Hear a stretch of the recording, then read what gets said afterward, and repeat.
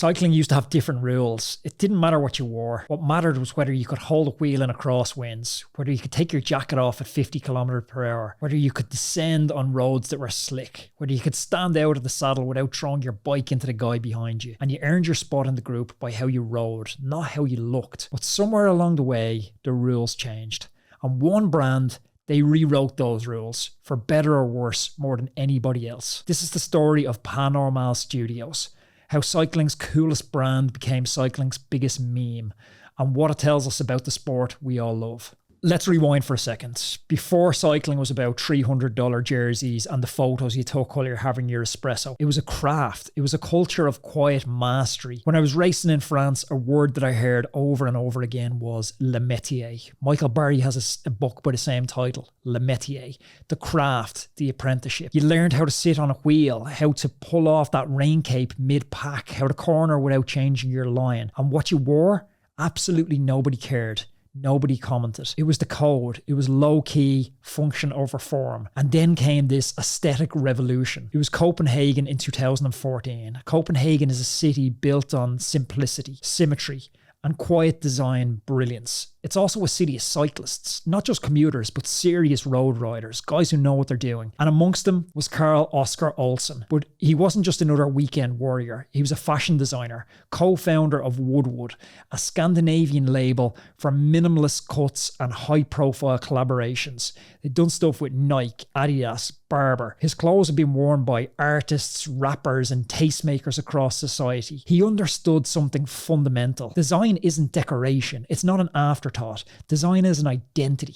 It's storytelling. It's the first signal you send to a stranger. And cycling, he realised, was sending all the wrong signals. That summer, Olsen, he was training for La Marmotte out in France in the Alps. You know, the one that finishes up Alpe d'Huez. It's a legendary Grand Fondo with, I think, 5,000 meters of elevation. But he wasn't worried about the suffering that he was going to endure on those alpine passes. He was worried about something else. The kit. Everything on the market looked like a reject from Formula One or NASCAR. Bright shouting logos, neon panels, technical fabrics that treated every space like an advertising space. It was all too loud, he would later say. I didn't want to look like a cyclist. I just wanted something normal. That word would become important. But in cycling, normal didn't exist. So he decided to go and create it. With his friend Peter Lang, a business strategist with a background in consumer brands, they commissioned 50 sets of jerseys and shorts. Race cut, Italian made, no team name on them, no sponsors, no gaudy fluorescent panels, just clean lines, monochrome colours. They weren't building a brand, they were just building something for themselves, for one race,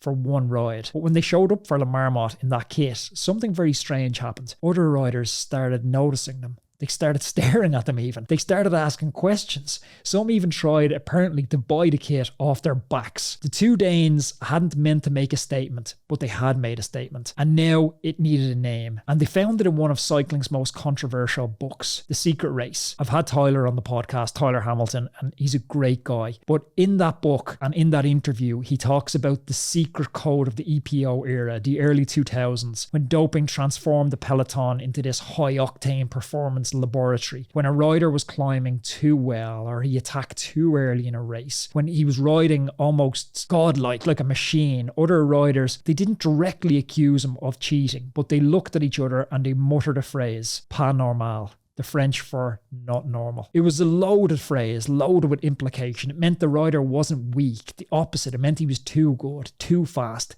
enhanced. Olsen had it printed on a Woodward t-shirt back in the day. Now it would become the name of the brand that would flip its meaning entirely. Paranormal Studios, a name that mocked the sport's illusions, that nodded to its contradictions, that made irony part of its DNA. From day one, Paranormal was built on contrast. A brand that wanted to elevate cycling by rejecting its visual traditions, a fashion label disguised as a cycling company, a minimalist revolt in a maximalist sport. They didn't launch with a marketing campaign, a complicated funnel, no hype reel, no investor pitch deck, just a kit, a name, and a philosophy. Supple, sharp, and intentional. But within 18 months, they had a waiting list. Within 2 years, they had a cult following. Paranormal Studios wasn't trying to win over cycling's old guard. It was building something. It was building the next generation. Paranormal wasn't just attracting the new kind of cyclist. It was attracting entirely different type of people that didn't think of themselves as cyclists. Not in the traditional sense, the context I gave Le Métier. They didn't know what that was. These were designers, DJs, creatives, art directors, people who moved through fashion, not just fitness. People who were learning to ride, not learning how to race or how to ride. People who didn't know how to hold a wheel but knew exactly what to wear while they were getting dropped. This was the shift. In the old code of cycling, your gear was earned. You started with the tools of a humble apprentice and you got kit as you graduated. Kit came second to ability. Style was invisible unless your legs proved you deserved to own that style. Panormal, it flipped that script completely. You didn't need to earn that kit anymore. You just needed to be able to afford it. And for a generation fluent in visual branding, the message was irresistible. Wearing Panormal Studios made you look like a cyclist, even if you weren't sure you were a cyclist yet. It flattened the hierarchy. Suddenly the rider who had trained all winter, logging 20 to 30 hours every single week in brutal conditions, was indistinguishable from the creative director who bought Panormal Studio kit just for the aesthetic. Nobody asked if you could descend fast. They asked where you got your jersey. Panormal Studios didn't just reject cycling culture, it aestheticized it. It stripped away the old rituals and it left only the look. And nobody, not even the purists, could stop watching this transition. By 2022, Panormal Studios had achieved something few cycling brands ever managed. They weren't just a brand people wore, they were a brand that people copied.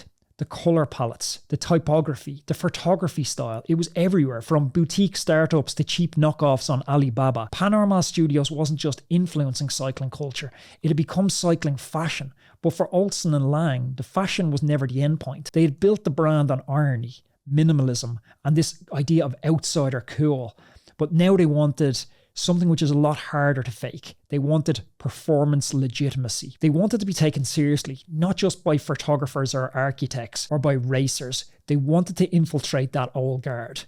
They wanted to become part of that old establishment. So in 2022, Panormal Studios went all in. They launched Mechanism Pro. This wasn't just new kit. It was a totally new claim. We can hang with the World Tour.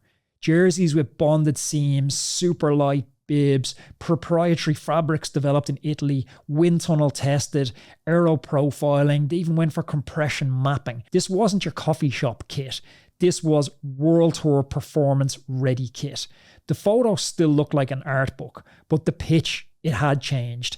The branding taglines were stuff like made for the hardest days on the bike, built for speed, designed to disappear. The price was eye-watering. It was like upwards of €350 for some jerseys and 400 plus for some bib shorts. It cost more than some people's front wheels. It was insane, but the kit was actually legit. Get your hands on any of that kit and there's no questioning the quality. The reviews praised its fit, its breathability, its comfort on long rides, and on technical merit, it genuinely was good enough to be ridden in the World Tour.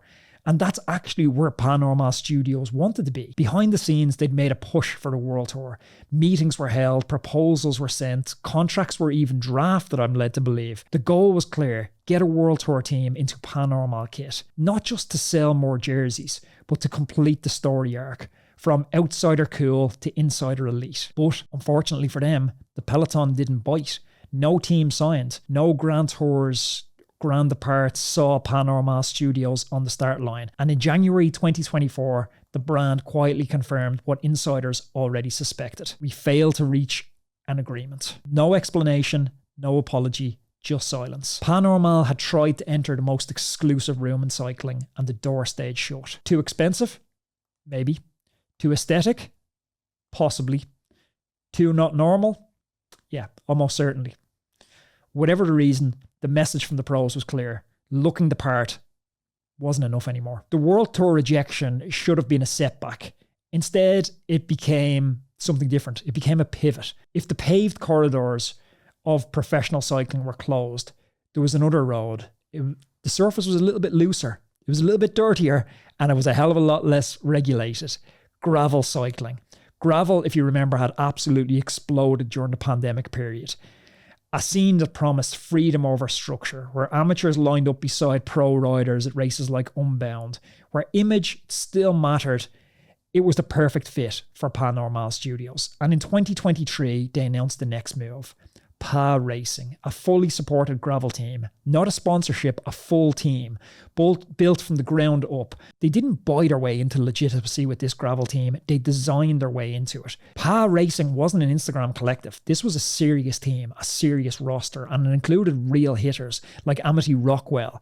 She was a former Unbound gravel winner, and Carol Mignon, a rising force in the European gravel circuit. Support staff included soigneurs, mechanics, logistics managers, the race day service. It rivaled World Tour teams with a fleet of custom cars, BMWs I think they were, to prove it. At Unbound, Traca, Gravel Worlds, they weren't just showing up, they were winning. In 2024, Mignon won both Traca and Unbound, two of the biggest races in the gravel calendar. The image and the results were finally in sync. For the first time, Panormal Studios had done what no meme could dismiss. They'd earned their spot on the top step of the podium. And yet something still felt off. The brand entered gravel to prove it was serious, but its reputation followed it.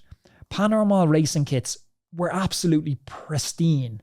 Sometimes too pristine. Photo shoots blurred the line between camp and campaign launch. More of that kind of horizon staring than the head down suffering we're accustomed to from road cycling. The image was still perfect. And maybe that was the problem. Maybe it was too perfect. In a discipline that prided itself on messiness, that was countercultural. This episode today has been supported by BICMO Cycle Insurance. Insure your ride with BICMO today and they'll donate £10 to Trash Free Trails to support their work in protecting our planet. Head to BICMO, BIKMO.com and use the code ROADMAN to get covered and support our wild spaces. Terms apply.